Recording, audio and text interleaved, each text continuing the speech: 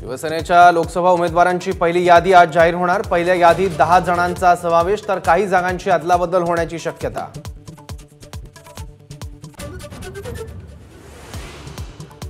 महाविकास आघाडीकडे जागा वाटपाचे 2 फॉर्म्युले, वंचित शिवाय 22, 16, 10 तर वंचितसह 20, 15, 9, 4 असा फॉर्म्युला।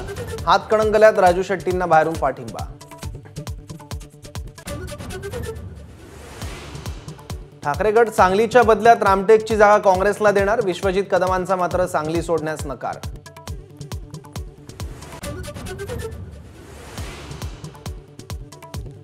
भाजप कोर कमिटीची आज दुपारी दिल्लीत तातडीची बैठक। फडणवीस, बावनकुळे, शेलार, चंद्रकांत पाटील उपस्थित राहणार।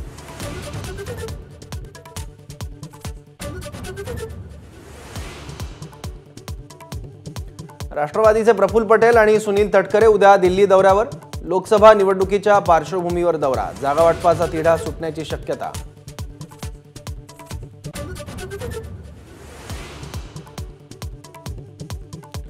विजय शिवतारे मुख्यमंत्री शिंदेंच्या भेटीला। बारामती लोकसभा निवडणुकीसंदर्भात भूमिका स्पष्ट करण्याची शक्यता।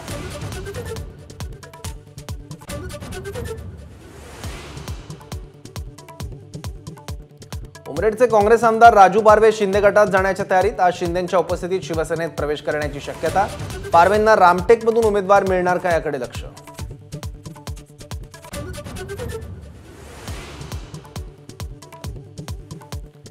रामराजे नाईक निंबाळकर आणि अजित पवारांची भेट घेणार। बैठकीनंतर पुढील दिशा जाहीर करण्याची शक्यता। मोहिते पाटील आणि निंबाळकरांचं संभाव्य बंड शमवण्यात यश मिळणार का याकडे लक्ष।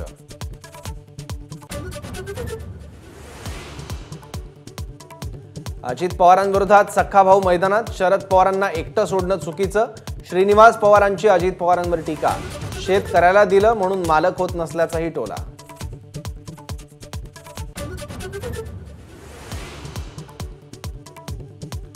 भाजपच्या प्रत्येक नेत्यावर आणि पदाधिकाऱ्यावर 2 बूथची जबाबदारी। बूथमधून 51% मतं मिळवण्याचं टार्गेट। जबाबदारी मिळालेल्या बूथवर बावनकुळेंची पदाधिकाऱ्यांसोबत बैठक।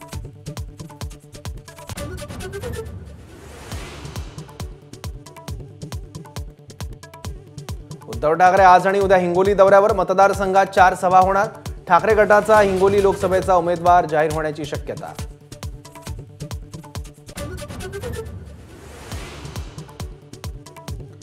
तीन दिवसात संपूर्ण माहिती द्या। निवडणूक रोख्या प्रकरणी सुप्रीम कोर्टाचे स्टेट बँकेला आदेश। प्रतिमा मलिन होत असल्याची बँकेची सारवासारव।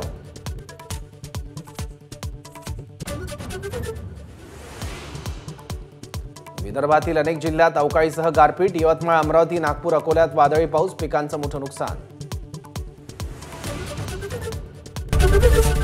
एबीपी माझा, उघडा डोळे बघा नीट।